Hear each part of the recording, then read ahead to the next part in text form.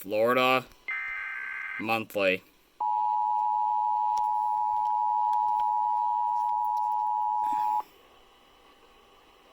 The civil authority has issued required monthly tests for the following counties/areas.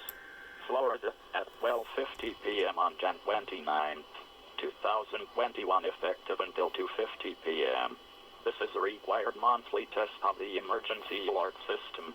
Had this been an actual emergency or dangerous situation, official messages and directions would have followed the alert tones. This test is brought to you by the Florida Division of Emergency Management, the Florida Association of Broadcaster, and your local broadcast station or cable provider. This concludes the required monthly test.